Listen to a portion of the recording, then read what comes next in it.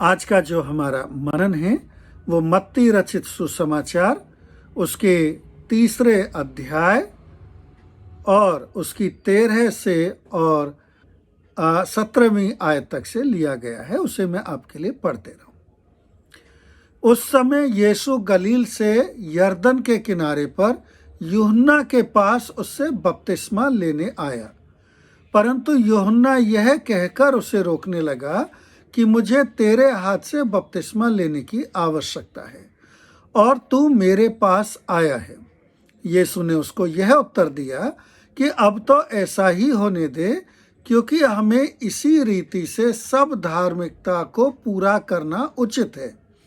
तब उसने उसकी बात मान ली और यीशु बपतिस्मा लेकर तुरंत पानी में से ऊपर आया और देखो उसके लिए आकाश खुल गया और उसने परमेश्वर के आत्मा को कबूतर की नाई उतरते और अपने ऊपर आते देखा।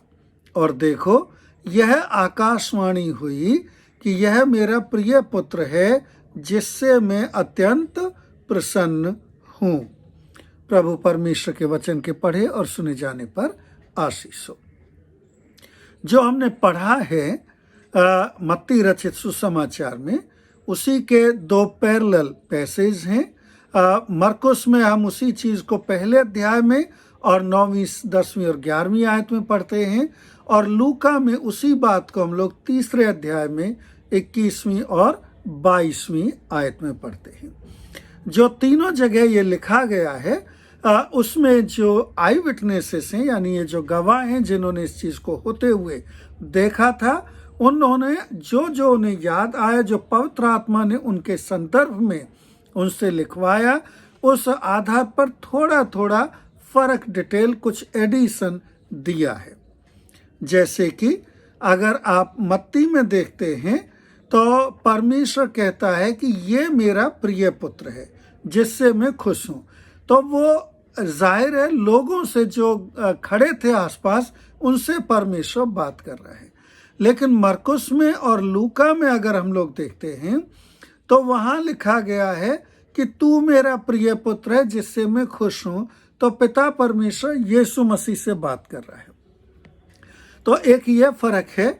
दूसरा फर्क हम लोग जो देखते हैं कि लूका बताता है हमें एक बात जो बाकी दूसरे सुसमाचार लिखने वाले नहीं बताते हैं, और वो है कि पवित्र आत्मा के आने से पहले जब प्रभु यीशु मसीह ने बपतिस्मा लिया तो वो प्रार्थना कर रहा था और पवित्र आत्मा सशरीर, यानी दिखाई देते हुए, जो दिख सकती थी, उतर रही थी। लूका ये 2 बातें एक्स्ट्रा बताता है। मत्ती एक बात एक्स्ट्रा बताता है जो ये बाकी 2 लोग नहीं बता रहे हैं, और वो बता रहा है कि जो यूहन्ना बपतिस्मा देने वाला है उसने यीशु मसीह को रोका और कहा कि भाई मैं तेरे हाथ से बपतिस्मा लूंगा, तू मेरे हाथ से नहीं ले, क्योंकि तू बड़ा है एक तरह से। लेकिन यीशु मसीह वहां कहता है अभी सारी धार्मिकता पूरी होने के लिए ऐसे ही होने दे। तो यहाँ 3 बातें जो अलग अलग सुसमाचार लिखने वाले बता रहे हैं हमें, और वो कौन कौन सी बातें हैं। मत्ती हमें बताता है कि यीशु मसीह कहता है कि सारी धार्मिकता पूरा करने के लिए वो बपतिस्मा ले रहा है, और तीनों सुसमाचारों में हमें बताया गया कि पिता परमेश्वर अप्रूव करता है इस बात को, और ये भविष्यवाणी होती है कि ये मेरा प्रिय पुत्र है या तू मेरा प्रिय पुत्र है जिससे मैं खुश हूँ। और जो लूका है वो हमें एक्स्ट्रा बताता है कि यीशु मसीह प्रार्थना कर रहा था अपने बपतिस्मा के समय और पवित्र आत्मा सशरीर उसके ऊपर उतरा था। ये हमने ये तीनों सुसमाचारों में इस अकाउंट को, इस कहानी को, इस बात को देखा है। अगर इसको एक उसमें कहा जाए तो ऐसे होगा, यीशु मसीह जो नाजरत में रहने वाला था, नाजरत में रह रहा था, जब काफी लोग यूहन्ना के पास बपतिस्मा लेने के लिए आ रहे थे, यीशु मसीह भी आया, और जब यीशु मसीह बपतिस्मा लेने के लिए उसके पास उतरा तो यूहन्ना ने उसे रोका और कहा, भाई मुझे तुझसे बपतिस्मा लेना चाहिए, तू मुझसे क्यों ले रहा है? और यीशु मसीह ने कहा कि नहीं, अभी जो सारी धार्मिकता है उसको इसी रीति से पूरा होना अवश्य है। और तब यूहन्ना ने उसको बपतिस्मा दिया और बपतिस्मा लेके यीशु मसीह जब बाहर आया पानी से तो प्रार्थना कर रहा था, और जब वो प्रार्थना कर रहा था तो पवित्र आत्मा सशरीर दिखते हुए, बॉडीली फॉर्म जिसे कहा गया, ये नहीं बताया गया किस तरह की बॉडी थी, लेकिन यह बताया गया कैसे उतर रही थी, जैसे कबूतर उतरता है पंख फड़फड़ाते हुए और सीधे आके बैठता है, वैसे ही पवित्र आत्मा उतर रही थी। उसका स्वरूप कैसा था, शरीर कैसा था, हमें नहीं बताया गया। और जब पवित्र आत्मा उतर आती है तब भविष्यवाणी होती है, आकाशवाणी होती है, और उस आकाशवाणी में दो बातें हमें बताई गई हैं। एक बात, पता परमेश्वर प्रभु यीशु मसीह से कहता है कि तू मेरा प्रिय पुत्र है और तुझसे मैं प्रसन्न हूँ। और दूसरी बात लोगों से कहता है कि ये मेरा प्रिय पुत्र है और इससे मैं प्रसन्न हूँ। तो ये तीनों सुसमाचारों से अगर हम इस कहानी को एक करें तो इस तरह से हम इसको कह सकते हैं। हम क्या सीखते हैं इसमें? पहले इसका संदर्भ देखते हैं। जब आप मत्ती में देखते हैं तो मत्ती में आप देखते हैं कि जो यूहन्ना है 3 अध्याय में, जैसे आयत में लिखा है, पहली आयत में, उन दिनों यूहन्ना बपतिस्मा देने वाला आकर यहूदिया के जंगल में प्रचार करने लगा कि मन फिराओ क्योंकि स्वर्ग का राज्य निकट है। उसके बारे में बताया गया है 3 अध्याय में। और 11वीं आयत में पहले कि यीशु मसीह बपतिस्मा लेने आए, ये बताया गया है, यूहन्ना कह रहा है अपने शब्दों में, मैं तो पानी से तुम्हें मन फिराव का बपतिस्मा देता हूँ, परंतु जो मेरे बाद आने वाला है वह मुझसे शक्तिशाली है और उसकी जूती उठाने के योग्य नहीं, वह तुम्हें पवित्र आत्मा और आग से बपतिस्मा देगा। और अगर लूका में हम लोग जाते हैं तो वहाँ पहले ही अध्याय में 2 आयत में, जैसे यशायाह भविष्यद्वक्ता की पुस्तक में लिखा है कि देख मैं अपने दूत को तेरे आगे भेजता हूँ, जो यूहन्ना के बारे में बताया गया है। और फिर वो यूहन्ना 7वीं आयत में कह रहा है पहले अध्याय की, और यह प्रचार करता था कि मेरे बाद वह आने वाला है जो मुझसे शक्तिमान है। और अगर लूका में भी आप जाएंगे तो वहाँ 3 अध्याय में शुरू से ही आप देखेंगे कि तिबरियस कैसर के राज्य के 15वें वर्ष में पुन्तियुस पिलातुस यहूदिया का हाकिम था, और वो डिटेल बताई जा रही है वहाँ। और फिर बताया जा रहा है यूहन्ना के बारे में। और 7वीं आयत में देखेंगे 3 अध्याय की, जो भीड़ की भीड़ उससे बपतिस्मा लेने को निकल कर आती थी, वो उनको किस तरह से समझा रहा है, बता रहा है। और तब 15वीं आयत में वहाँ जब लोग आस लगाए हुए थे, तो ये जो लोग भीड़ आ रही है यूहन्ना के पास, ये आस लगाए हुए, किस चीज़ की आस लगाए हुए हैं? और सब अपने अपने मन में यूहन्ना के विषय में विचार कर रहे थे कि क्या यह मसीह तो नहीं है। और तब यीशु मसीह की बात आएगी।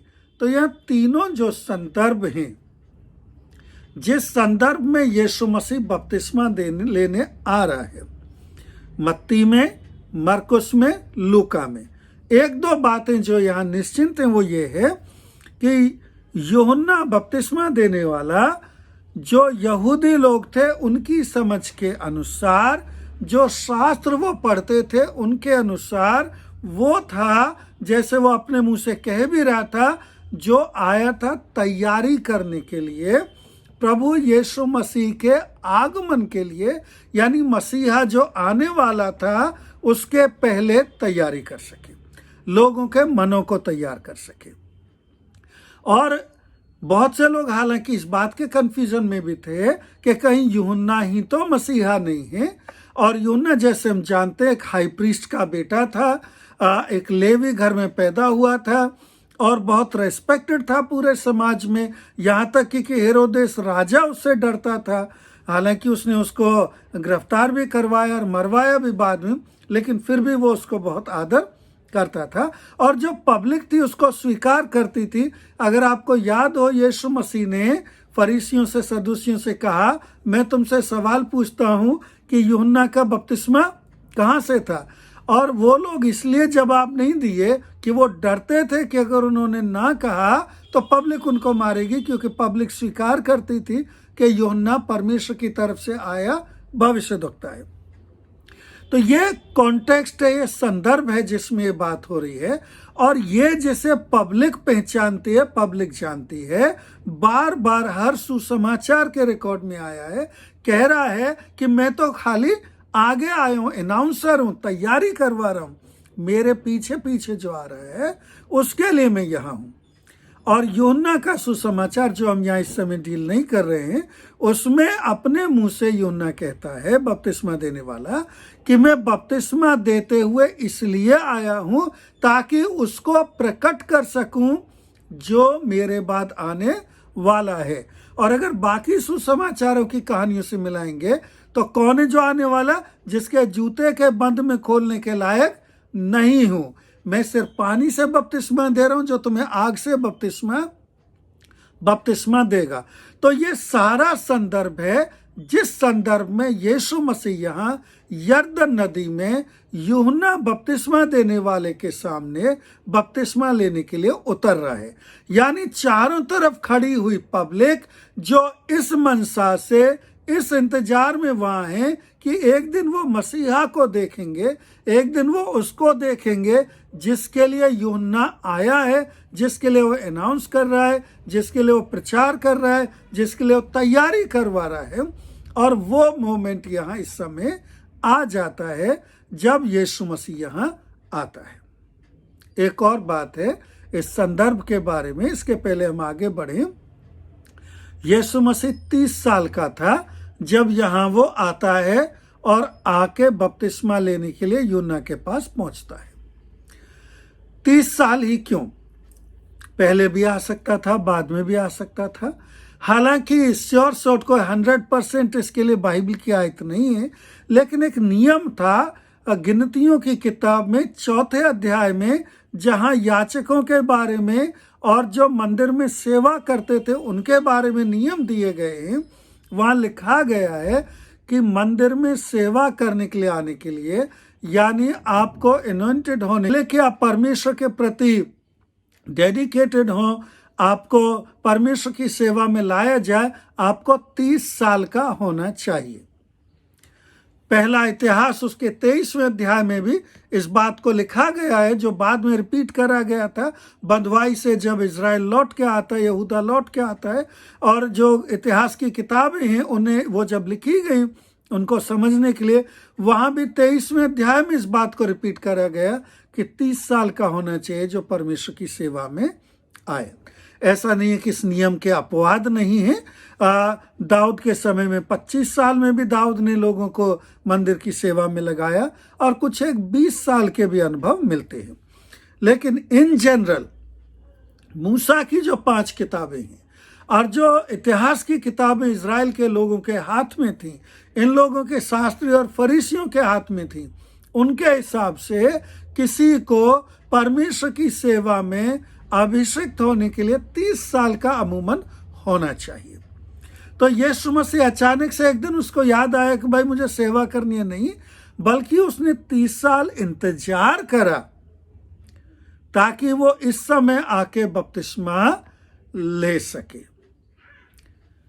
दूसरी बात, ये प्राइवेटली भी काम हो सकता था, लेकिन जब तीनों सुसमाचार लिखने वालों को हम लोग देखते हैं तो उनमें लूका खास रीति से जो कहता है कि मैंने सब ढूंढ के, खोज के, खबर करके और पूरी तरह से जांच करके लिख रहा हूं, वो अपने सुसमाचार में इस बात पर महत्व देता है कि किस तरह से लोग देख रहे थे यीशु मसीह को बड़े होते हुए।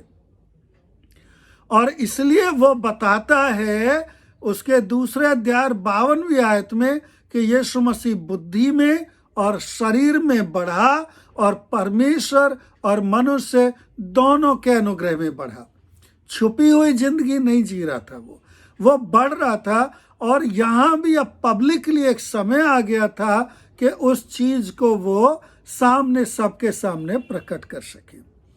और इसलिए लूका एक ऐसी बात को लिखता है जिसको शायद हमें ज्यादा जरूरत नहीं थी जानने की, लेकिन लूका को लगता है कि वो बहुत महत्वपूर्ण है उसके पढ़ने और सुनने वालों के लिए।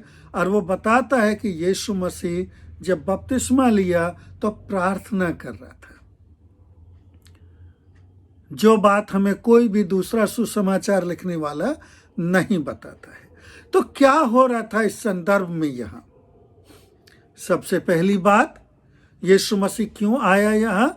जबकि यूहन्ना जो बपतिस्मा दे रहा था वो मन फिराव का बपतिस्मा दे रहा था, और यीशु मसीह तो मन फिराव का बपतिस्मा लेने आया नहीं था। वो तो कोई भी पाप करा नहीं था कि अपने पापों के लिए मन फिराए। उसके तो कोई ऐसा नहीं था उसके जीवन में। तो क्यों आया वो? ताकि सब धार्मिकता पूरी हो सके। और कौन सी धार्मिकता यहाँ पूरी हो रही है? 30 साल की उम्र में वो एक लेवी के द्वारा अभिषिक्त करा जा रहा है उसकी सेवा के लिए, पवित्र आत्मा के उतरने के द्वारा और पिता परमेश्वर की गवाही के द्वारा, जो एक संपूर्ण सेवा के लिए, पब्लिक में गवाही के लिए और प्रभु यीशु मसीह के लिए जो यूहन्ना बपतिस्मा देने वाला प्रचार करता रहा है, उसको अप्रूव करने के लिए यहाँ हमें दिखाई पड़ रहा है। सबसे पहली बात, यीशु मसीह ने दुनिया में उस सेवा में आने से पहले अपनी पूरी तैयारी करी। 30 साल इंतजार करना उसको जरूरी नहीं था। स्वयं प्रभु परमेश्वर, स्वयं त्रिएकता का एक परमेश्वर, त्रिएकता में जिसे हम कहते हैं पुत्र परमेश्वर, वो सब होने के बावजूद उसने पूरी जो जरूरत थी, जो मनुष्य उसको स्वीकारने के लिए, जो उस समय के नियमों के अनुसार, उस समय के समाज के अनुसार, उस तैयारी के अनुसार जो दुनिया में हो रही थी, उसने उस सब के लिए अपने आप को सबमिट करा। परमेश्वर की इच्छा को पूरा करने के लिए उस दुनिया में, जिस दुनिया में वो आया था, उस दुनिया के जो परमेश्वर के स्वरूप में नियमावली थी, उसको उसने पूरा करा। हालांकि बहुत से परमेश्वर के जन इस बात को कहते हैं कि वो मेरे और आपके ऑन बिहाफ में मन फिराव का बपतिस्मा लेने गया।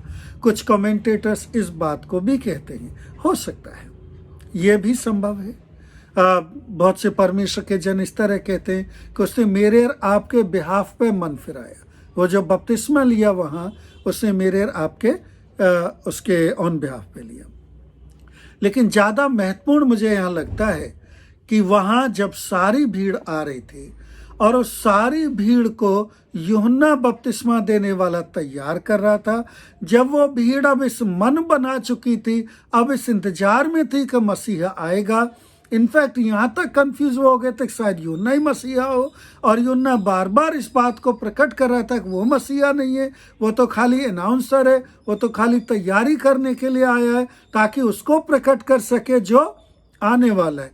तब यह बिल्कुल उचित था कि प्रभु यीशु मसीह वहाँ उस जगह उसके द्वारा से उन लोगों के बीच में जो तैयारी करके बैठे थे प्रकट हो सके, और पिता परमेश्वर की आज्ञा को पूरा करने के लिए, उसकी इच्छा को पूरा करने के लिए उस दुनिया में प्रकटीकरण से आ सके और एनॉइंट हो सके, अभिषिक्त हो सके उन लोगों के लिए उसके द्वारा से जिसको परमेश्वर ने भेजा था। और ये सारी धार्मिकता वहाँ पूरी हो रही है मेरे और आपके लिए। दूसरी बात, प्रभु यीशु मसीह जब वहाँ आता है, और इन सुसमाचारों में हम लोग देखते हैं, जैसे लूका वहाँ हमें बताता है कि वो प्रार्थना कर रहा था। उसको प्रार्थना करना जरूरी नहीं था, वो तो स्वयं परमेश्वर है, किससे प्रार्थना करेगा? जैसे उसको मन फिराना जरूरी नहीं था। लेकिन हम ये बात जानते हैं, चारों सुसमाचारों में बहुत सी जगह इस बात को हमें बताया गया है कि प्रभु परमेश्वर, प्रभु यीशु मसीह का ये रूटीन था, ये एक तरह से उसकी आदतों में शुमार था, और कि वो हर शाम हर रात सुबह प्रार्थना किया करता था, अपने पिता परमेश्वर से उसकी इच्छा जानते हुए उसमें सेवा करने के लिए उसके साथ संगति करा करता था। और यहाँ भी इस संदर्भ में भी हम देखते हैं कि जब वो बपतिस्मा लेता है, जब वो उस अनाउंसर के जो उसके पहले भेजा गया था उस सारी धार्मिकता को पूरा करते हुए उन लोगों के लिए जिनके लिए भेजा गया था, वहां इस तरह से डिक्लेयर हो रहा है, प्रकट हो रहा है यूहन्ना के द्वारा से कि ये है, जैसे सुसमाचार में लिखा भी गया, ये मेमना है जो दुनिया के पाप उठा ले जाने के लिए आता है, जैसा यूहन्ना ने बताया है उसके आने से पहले। अब वो वहां अपने पिता परमेश्वर के साथ उस संगति को उस प्रार्थना के द्वारा जाहिर कर रहा है। Jesus was submitting himself to the will of God by being consecrated through the one God had sent before him to prepare the way.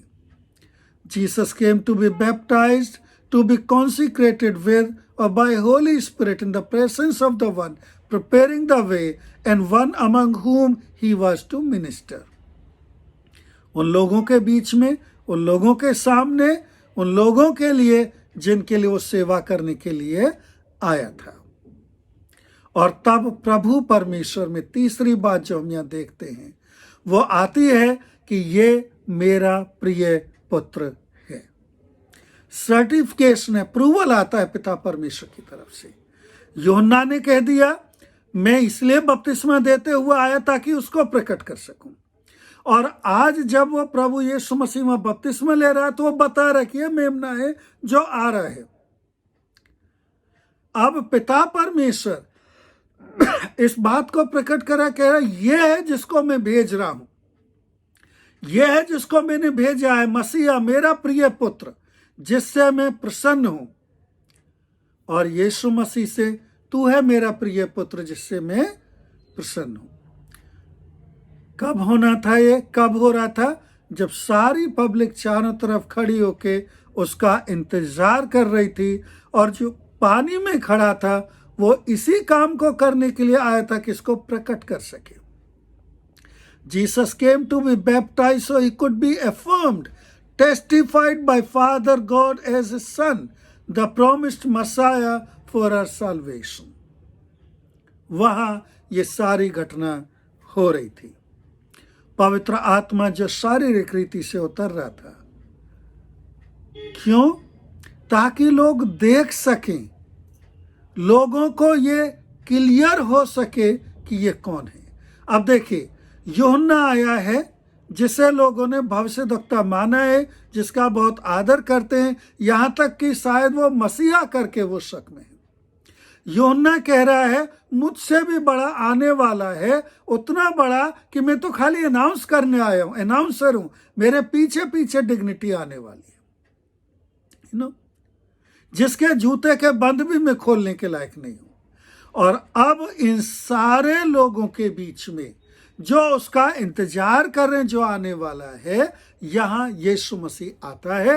वो सारी धार्मिकता को पूरा करता है जिसके लिए लोग इंतजार कर रहे हैं, उस नियम को वो वहां अभिषिक्त होता है, और अब उस सेवा के लिए वो तैयार है।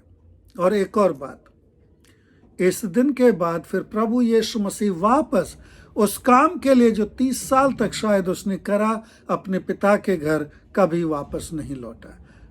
वो अब कॉन्सिक्रेट हो गया, अब वो अभिषिक्त हो गया है, और अब वो आगे पूरा जीवन जब तक कि वो इस काम को पूरा ना कर ले इस सेवा में बिताने वाला है।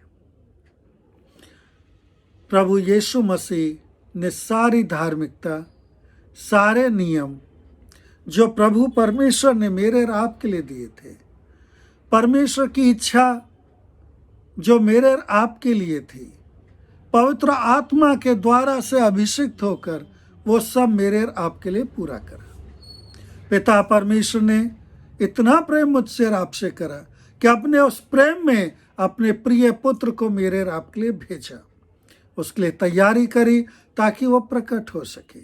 पुत्र इसलिए आया ताकि वो मेरे और आपके लिए उस काम को पूरा कर सके जो मैं और आप कभी नहीं कर सकते थे, यानी मेरे अपने पापों के लिए कीमत चुकाना।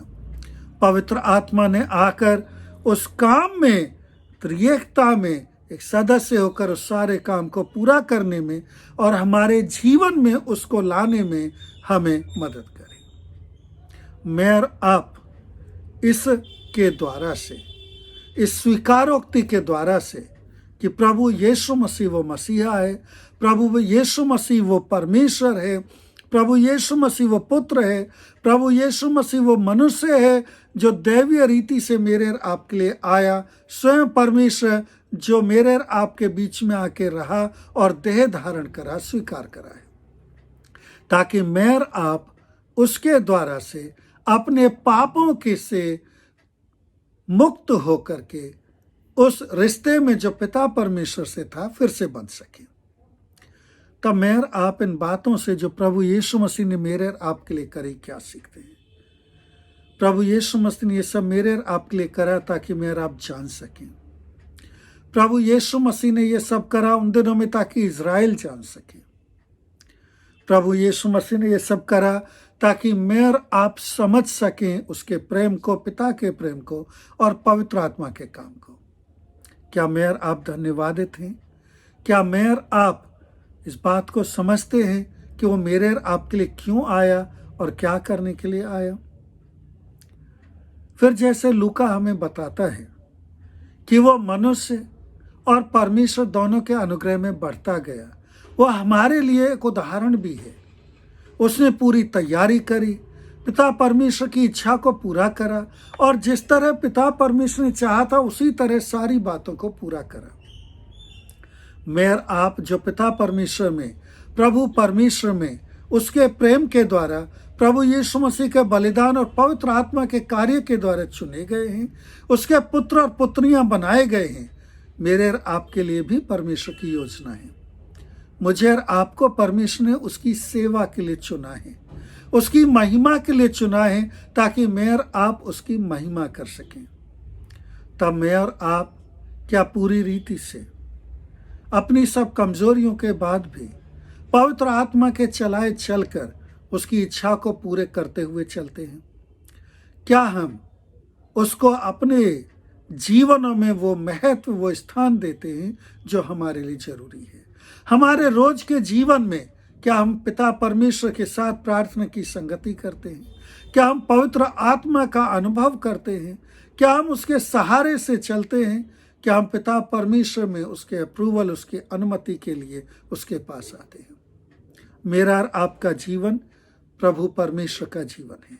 आइए मैं और आप इस विश्वास के साथ अपने जीवन को, अपने जीवन के हर दिन को, हर काम को उसकी इच्छा, उसकी मर्जी और उसके चलाए जाने के प्रति सुपुर्द करें। प्रभु यीशु मसीह के नाम से आमीन।